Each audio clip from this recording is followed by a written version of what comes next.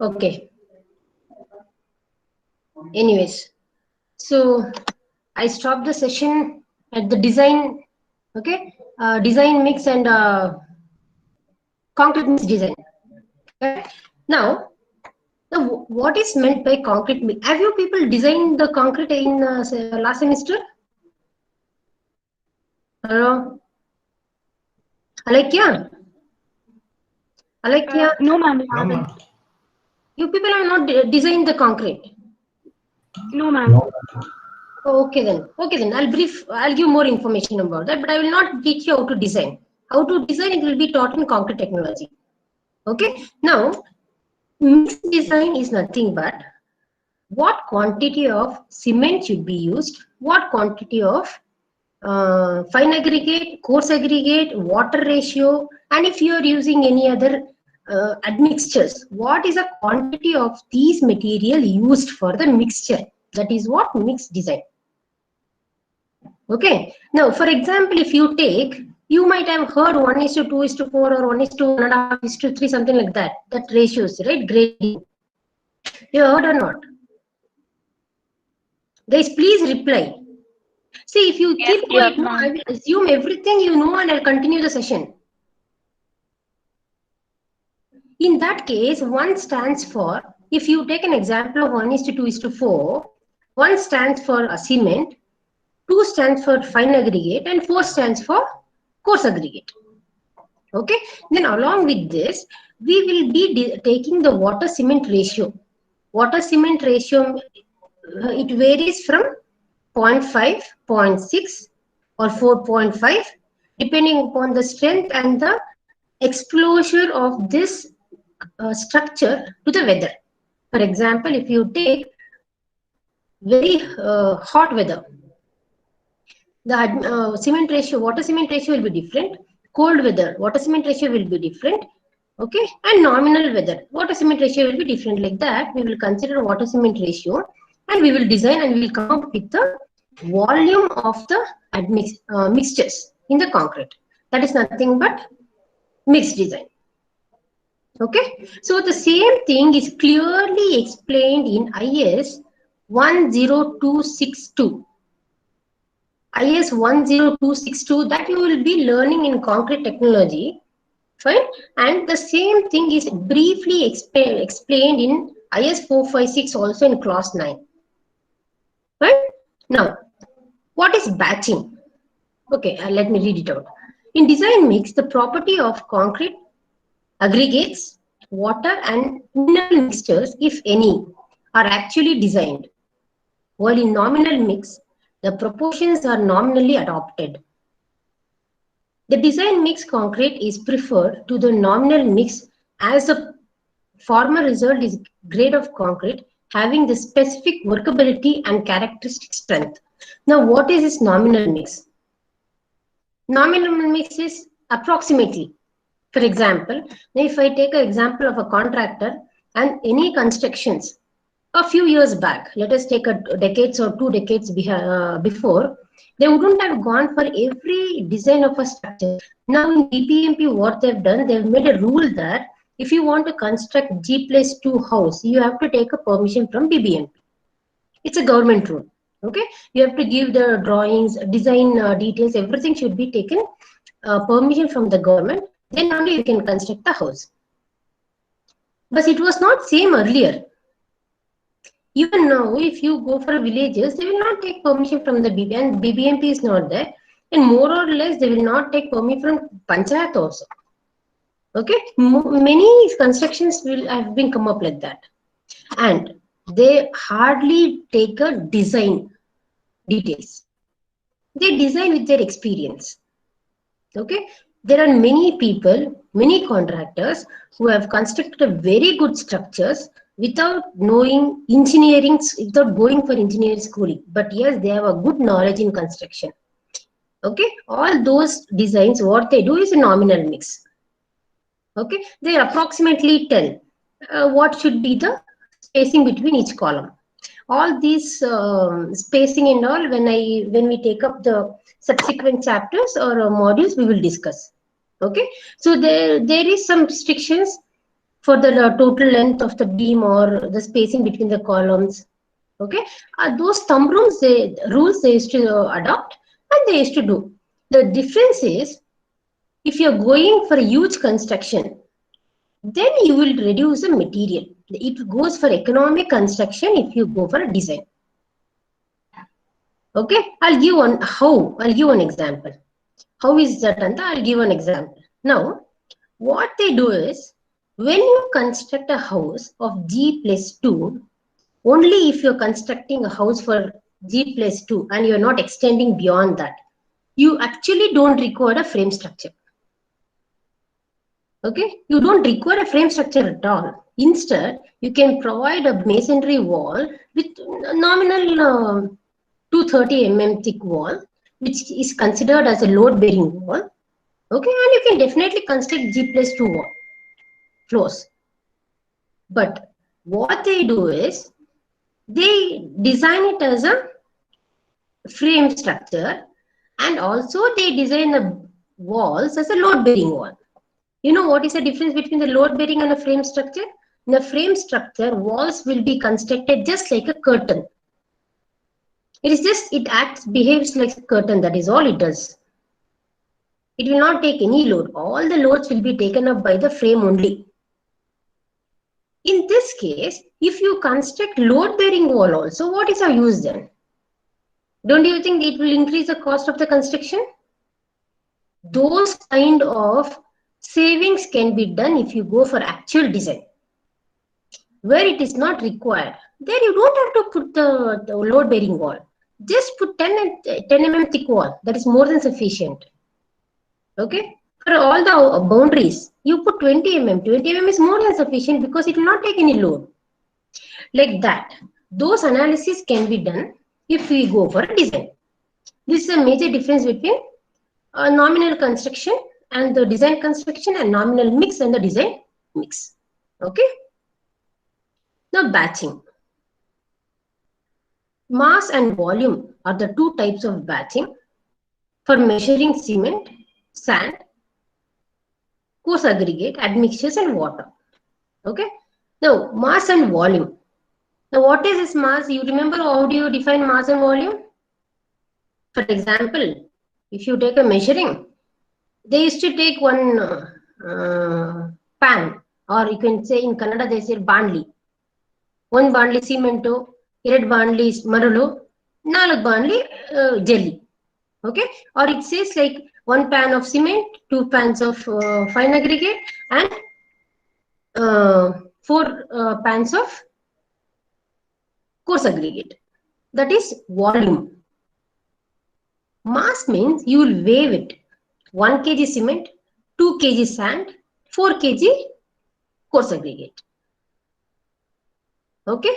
Now it is like you take one volume of, you take a bottle and fill cotton in that. Okay. And you take a same bottle and fill sugar in that. And weigh them separately. And see what will be the difference between the weight. You will find a huge difference. Okay. Like that. So the same concept is applied here also. So they used to do in two ways, one mass and one volume. Okay, when you go for volume, they take considerable safety factor when doing so. When you go for mass measurement also, it is done according to the design calculations as well. Usually this waving will go with like important structures. Okay, if they don't want, or if it is there, if they're very specific about the design, they will do it. Okay, otherwise also these are the two types of measurement or batching what we have. Coarse aggregate may be gravel or graded stone chips or any other man-made aggregates. The quantity of cement, sand, coarse aggregate, and solid admixtures shall be measured by mass. Liquid admixtures and water are measured either by volume or by mass. Okay, now as I told, when you can mix the concrete, they take 0.5% of water cement ratio, correct? While calculating, we will calculate it off. You think the same 0.5% only is taken in the at the site? Is it taken exactly? They measure every 0.5% and they put it? They will not. Okay. In that case, what they do, they approximately take for 50 kgs of cement. That means 1 bag of cement. What should be the sand? They weigh there. Okay. The 1 bag of cement, 50 kgs of cement. What should be the sand and what should be the coarse aggregate and what should be the water? So they, in the beginning, before the casting or before the concreting, they separate all this. Then they keep on doing. They weigh. Okay, that is mass measurement. Okay, either this is one wave. They will take everything in mass, or they take everything in volume, or they take the combination of both. It is like that. Okay. Now sometimes they take 1 bag of cement, 2 bags of sand, and 4 bags of what fine coarse aggregate, and so much of bucket of water. Don't you think now it is a combination of mass and volume? The same thing. Okay, this is how they go for batching. When you come across batching means when they go for when they want to get more quantity of concrete. For example, if you take when doing foundation, they need more quantity of concrete at a time. When they go for roofing, they need more quantity at a time. Okay, if they're building columns and beams together, not columns and beams, it is when they go for number of columns together, they need it. Okay, that is how they go for. Usually, mass concreting is done for a roofing itself. Roofing, and they go monolithical construction with roof and beam. So that time they go for, they get the people from outside. They go for in a day only they'll finish off one flooring for 30-40 site. Let us assume. Okay, one floor they will done. They will conduct it in one session, one day.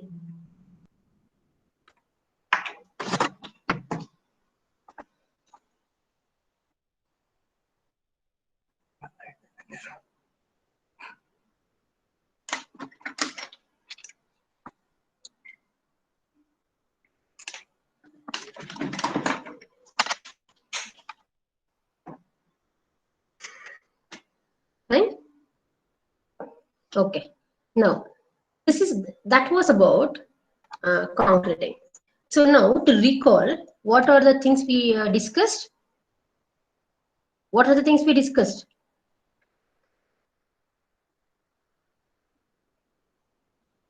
Suhas? Suhas, unmute. Suhas M. Gowda. Unmute yourself and answer to my question. What are the things we discussed from yesterday's class? Just to recall. Now concrete mix design, ma'am. Okay, that is now. From yesterday?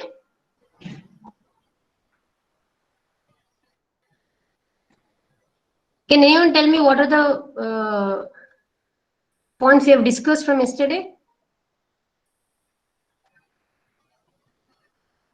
Okay, we discussed about the properties of the concrete, right? We discussed about the mix design. We discussed about, okay, then I'll do one thing. Every day, instead of giving 3 questions of object quiz, I'll introduce 1 or 2 conventional question also, so that you can involve more. Is that okay? Okay. Okay. Overall we discussed about the concrete, fine. We discussed concrete, what is concrete and what is reinforced concrete and what is the basic part of material used in concrete, fine. Then the test conducted on the concrete, durability aspects or okay, stress strain aspects of the concrete. Now we will get into reinforcement. See, if you work only with the concrete, then it is plain concrete. Okay, it is called as plain concrete. Now, if you introduce steel in that, okay, if you introduce steel in that, then it is reinforced concrete. Now, what type of steel is available and how it behaves? Now, if you use steel of different company of a same grade itself will have different property. Don't you think so? Now, cement, we have n number of companies. We have Birla, we have so many, correct? Like that, when you give the strength or a property, you will also mention what type of steel should be used. Okay. Now, when you consider that there are few types of steel, the properties have been clearly mentioned in the respective codes. Okay, not only properties, how it behaves, the explanation about the details about that particular steel bars will be given in code as well. Now, if I say to convey you, in structural engineering, every element or every material you use will be conforming to some code. Okay, in that code, they would explain everything. What, for example, if you take sand, what type of sand you should use, what is the quantity of minimum quantity to be used. Okay, now I'll tell you one example. I'll give you an example. Now, if you're thinking one volume of cement and 2 volume of sand and 4 volume of coarse aggregate. Okay, coarse aggregate. Coarse aggregate is nothing but gelima. Okay. Now, if I have more money, can I use more cement? No. If you use more also, there is more effect, adverse effect. If No, you use ma'am. less also, there is adverse effect. It is like eating more, ma. You want to be healthy. You think so, if you want to be healthy and keep on hogging whatever you get, your stomach will get upset, right? And if you think, no, I want to maintain my figure and you keep on dieting, then also you fall into trouble, right? The same way here also. Okay. So in any material, any small material in the construction will have some standards, and the standards is mentioned, clearly mentioned by the government. You have to follow this. There is a minimum reinforcement provided. All that is provided. Now for concrete, now if I tell you the minimum grade of concrete used in RCC is M20. M20. M stands for mix and 20 stands for a strength of concrete at 28 days. 20 Newton per millimeter square. Okay. So 20 stands for strength of that concrete at is a characteristic strength. So this M20, earlier it was M15. Now they have considered it as M20 is a minimum grade of concrete that you are going to use in construction. And trust me, this M20 itself is sufficient to construct almost all the residential buildings. Okay, you don't have to go higher than that. But yes, we have too many grade of concretes.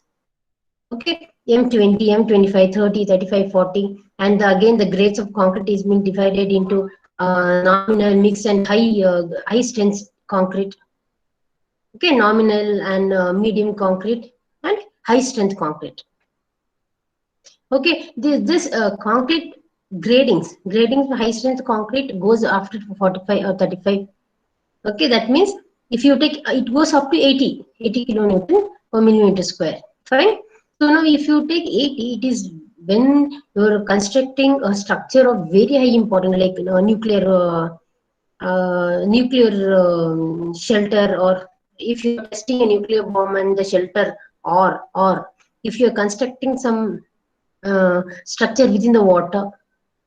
If you want to get, if you want that particular concrete to dry quickly and get the strength, okay, that type of constructions, they go for high strength concrete. Okay, like that.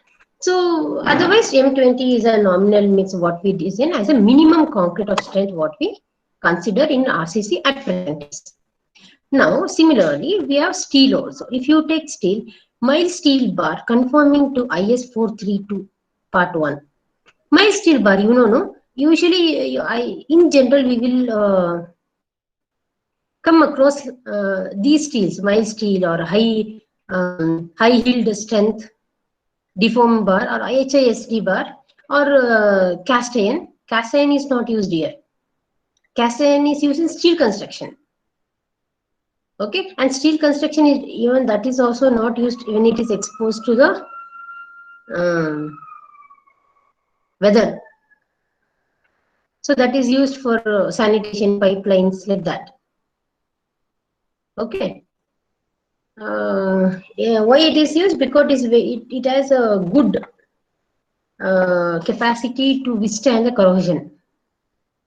Okay, that cast iron is not required to that much of strength is not required in superstructure. That is what I can tell you. Okay, and it is brittle. Okay, anyways, now that is one steel what we use, and hot rolled mild steel conforming to IS 1139 is also used. Hot rolled, it is like a twisted bar. If you see, there will be a steel with the section will be like octagonal, correct? If you look at the steel section, it may be like octagonal, or it may be like a square or rhombus, or the sections will be octagonal along the length. It will be twisted. Okay, so those type when they use this material, each material with which shape, with each section, with each texture, the property will differ. Okay, so like that, the medium tensile steel conforming, medium tensile, high strength, medium tensile steel means which has medium tensile strength. Okay, now if you take mild steel bar, the strength is 250 Newton per millimeter square. Okay, if you take HYST steel, it has different. It has 415 or it has 500 like that. Okay, like that we have medium tensile steel conforming to IS 432 and odd rolled medium tensile steel. We have odd rolled high strength deformed bar. So this is what we usually use in construction these days. HYST steel conforming to IS 1139. And in we also have cold work steel HYST bar conforming to IS 1786 and hard drawn steel wire fabric conforming to steel wire. And what's the difference between steel wire and steel? The thickness will be very less in a steel wire. Okay, but not always.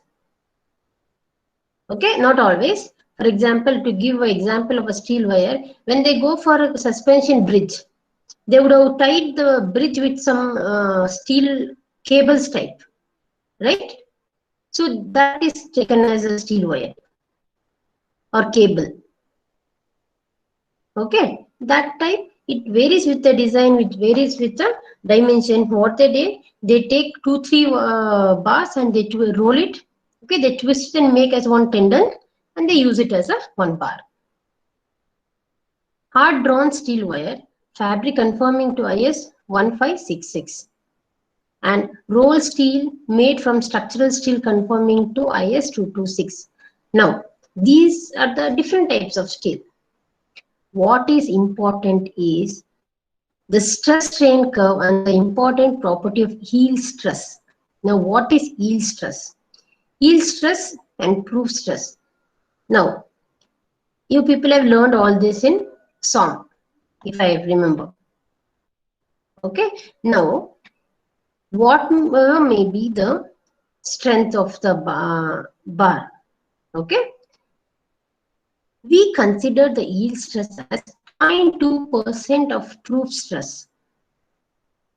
Okay, 0.2% of proof stress. And the same thing is considered in henceforth in design and analysis. Okay, you remember this 0.2% of proof stress because in analysis we start only with this. Right? Then the modulus of elasticity E for these steel is taken as, okay, this is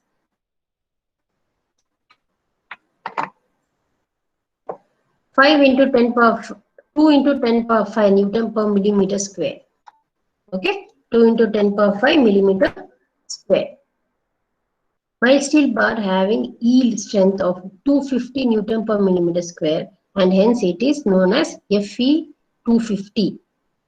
Okay, so Fe 250, whenever you come across the strength Fe 250, it refers to mild steel. Okay, similarly, HOSD bar may be hot rolled high strength, high yield strength bar, or cold roofed steel with high strength deformed bars. Later, these are also known as cold twisted bar or taut steel bar and are available in different grades. Those grades are given here, like Fe 415, 500, 550, having 0.2% of fuse stress. Okay, and every steel we use, we consider it as 0.2% of steel stress, and this explanation we will come across in the analysis part. Okay, when we start analysis, we will see that. The reinforcing bars should have sufficient percentage of elongation. Okay, now, do you know steel is a good elastic material? It is a good elastic material. Okay, so it should have sufficient elongation property. If it doesn't have elongation property, then it fails to take the tensile stress. If a member has to take the tensile stress, that means it has to be a elastic material. That is why concrete cannot take tensile. Instead, it takes only compression. Okay, it will not take tensile stress. It will take only compression. Its coefficients of thermal expansion should be more or less or equal to cement concrete. So in the last class we discussed about thermal expansion of concrete, right? So thermal expansion of steel also should be more or less equal to or little bit more, not less than, very less or very more. Now, do you remember stress strain curve of steel, mild steel? Can you tell me what is this?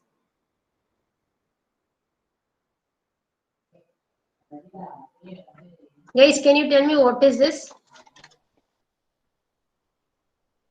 Okay.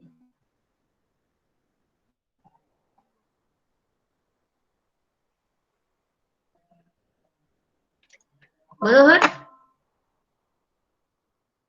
Manohar? Some stress strain Of what? curve.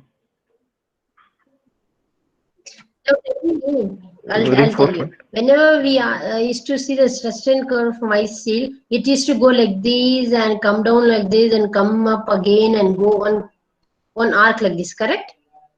What is that curve and what is this curve? Yes, shape. Somewhat yes shape, correct. You're right. We used to see only that, correct. What is this then?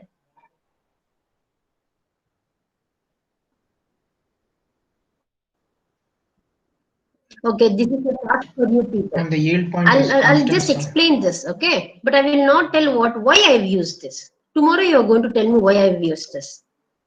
Okay? Or tell me what is the difference between that and this. What is this? Both are for mild steel only. Okay? You should tell me what is the difference between these two. Then I will tell you why it is used. Okay? I might ask anybody in the class. Okay, I'll explain this. Now, stress strain curve, see this Fe 250, Fy. Fy is a characteristic strength of a steel. This Fy stands for characteristic strength of the steel. So it is, since it is a mild steel, we are taking it as 250 Newton per millimeter square. Okay. Now if you take this up to elastic limit, stress is proportional to strain. We all know that, correct? So after that, it continues, the stress level will be retained same and strain will continue in strain will increase. Okay, the same line when it is considered with a factor of safety. So this 1.15 is a factor of safety of a steel. You remember this, we will discuss about this point again in future. Okay, anyways, we have to learn about this. We will see this. This is a factor of safety or partial safety factor which is considered for steel material, only steel material. So if you consider the steel material, the stress developed will be, okay, at a lower level than without factor of safety. Okay, so this is how you can, this is the curve showing the stress level will be less, but the strain will keep on increasing. Okay, that means there will be elongation, but the stress developed in that particular section will be less. Okay, and when we consider this, we will again, I'll repeat again, it will be considered as a 0.2% of a proof stress. Now please make a note. Tomorrow's class, you have to tell me the difference between that diagram and this diagram. Okay, and I want you to learn what is proof stress, what is yield stress, or the differences. Okay, you take a SOM book and you have different types of stresses developed and those definitions. Now you just go through that. That is more than sufficient. You'll understand many things if you go through that. Fine. That is what this diagram is showing. Now, why it is showing like this? See, this in general sense, if I have to explain, if there is no elongation, the structure will quickly break. Correct? If there is no elongation, in the other way to tell, it should be like this. You take a pen like this. Okay. You are applying a load on this. If you apply a load, if it break immediately, that is brittle. Correct? If this is a case, if this pen is used as a reinforcement, then the moment you apply load on the structure, it will break off. Okay? The moment you increase more load, it will break off. Correct? It should not break like that. Instead, it should elongate like rubber or like a chewing gum. How it expands? It expands with a thickness thin. It becomes more thin, more thin, more thin. At one point of time, it will break. Correct?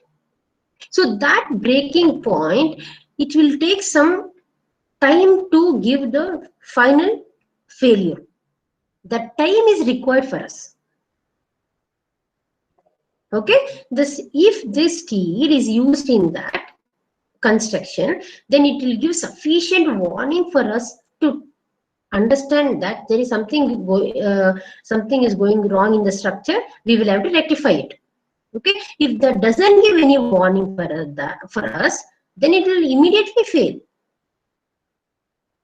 isn't it? Then so many things will happen. Life will be in danger, and there is a waste of money and so many things. Correct? But we want the warning to be given by the structure before it completely collapses. To do so, we were using this material. Okay, if you use this material as a reinforcement, then there will be some warning given for us during the failure of that particular structure. You have any doubt? Guys, did you understand? Okay, now similarly, we have different types of bar. Okay, now look at this. This is a stress strain curve cold deformed bar. Okay, stress strain curve cold deformed bar. Now, if you look at this, the stress will also increase along with the strain. Stress to some extent. There is proportionality limit. Correct? Once the proportionality limit crosses, stress will also increases, strain will also increases, but it is not proportion. Okay, so after some time, okay, after one point, stress will remain constant, only strain will increase. Okay, this is why it is this how this type of bars will behave. Okay, now so those two figures shows a representation of stress strain curve for steel having definite yield point and not having definite yield point. See, if you look at this, this is a yielding point, correct? Is this a yielding point? This is a yielding point and this is a breaking point. Okay. So similarly, if you look at this one, this diagram, look at this. It is, we don't have a definite yielding point. It is going. It is given a curve shape. Whenever you have a curve shape, you don't have a definite yield point. From year to year, from 0.8 FY to 0.975 FY, this is a place where there is yielding in the steel. Okay, so this point, fine. Now, if you take mild steel will be given at FY or 0.8 FY if you consider 0.2% of proof stress. 0.8 FY. Okay, if you consider the proof stress, or it will be without considering the proof stress, it is directly 0.8 yes, or FY. Fine. Now, this you can see that this is a major difference between the these two different bars. The characteristic yield strength Fy of steel is assumed as the minimum yield stress of 0.2% of proof stress for steel having no definite yield point. The modulus of elasticity of steel is taken to be 5 into 10 power 2 into 10 power 5 Newton per millimeter square. The mild steel,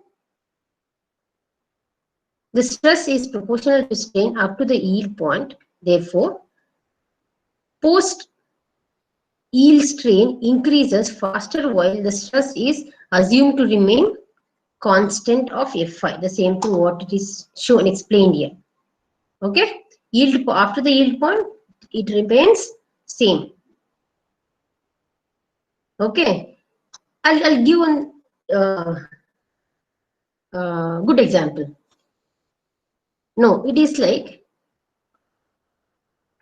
to some extent, you will have good strength to carry load. Okay, now let us take a age of up to 40 age or 50 age. People will take how much stress they get. Okay, people will take how much of a stress coming on them. Okay, how much of a stress they come across, they will take it. From 50 to, you can tell, for 60, or I'm just giving an example, I'm not sure. Okay, I will not tell this is what the exact age where they can't take the stress. From 50 to, let us take 60, 65, they will start leading, I'm not able to take this. Okay, I'm not able to take this stress. That means the stress level also will, if it is increasing also, the strain will also increase a little bit more only. Now, if the person was, the same person was able to take the stress at below the age of 40, the same person, if you give the same stress after 40, he will not be able to take. After 65, you know what he does? He'll become neutral. He will tell, you understand? Do whatever you want. Fine?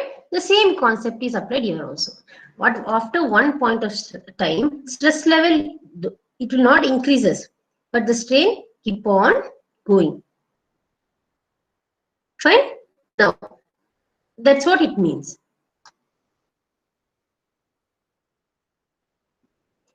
Now, these values are required when we go for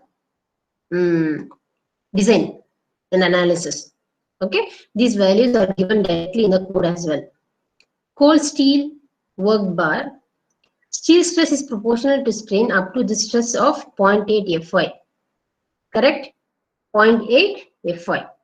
Look at this point. Therefore, the inelastic curve is defined as given below.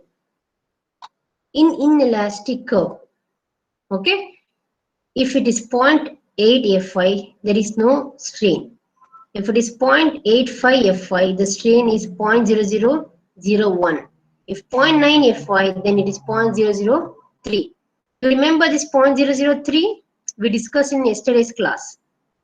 Okay, those two relations we will discuss in the coming classes. Okay, these values are given directly in this graph. See, 0.85, there is no strain. 0.85 Fy, there is a strain of 0.001. 0.9, there is a strain of 0.0003. Like that, we have a strain increase. Okay.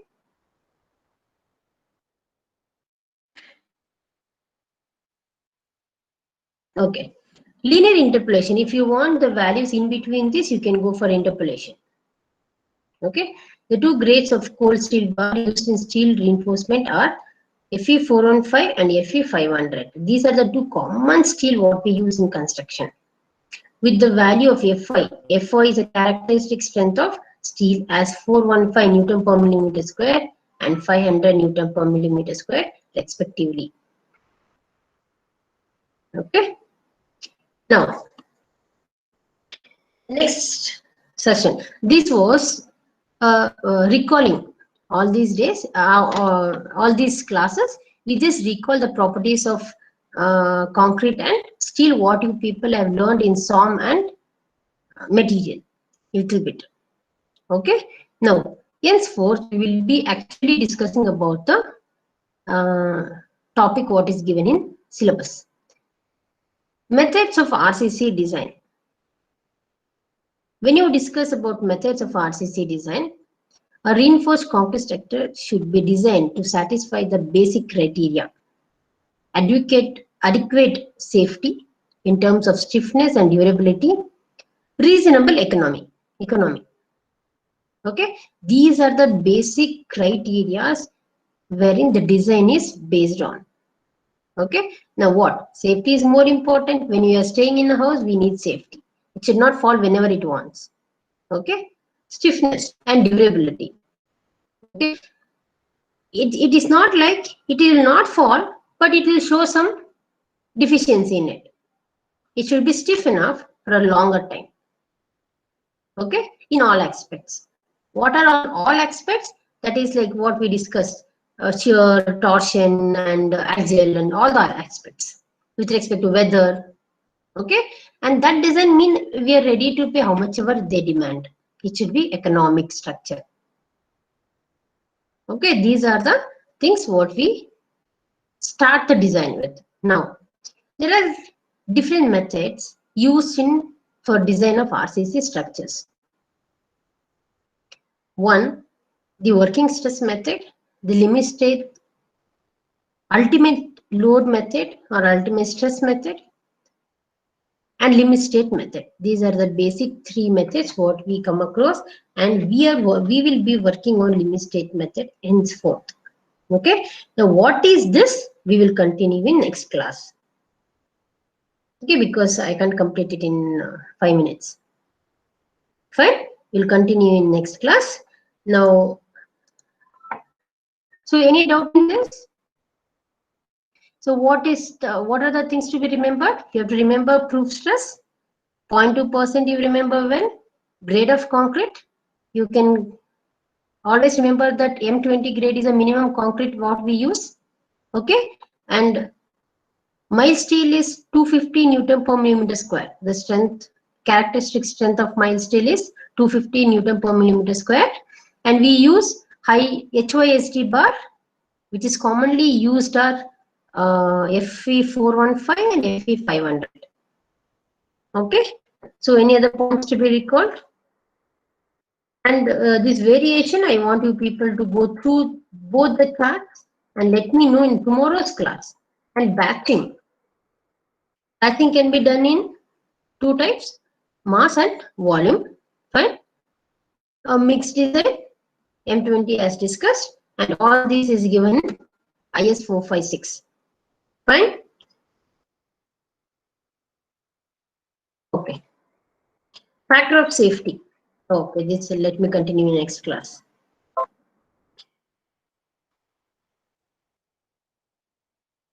Okay, now I'll be sharing the questions. Take 5-10 minutes, 5 minutes. It's only 3 questions. Answer and send it back to me immediately. I hope everyone have typed your USN and name in the chat box. That itself, do it.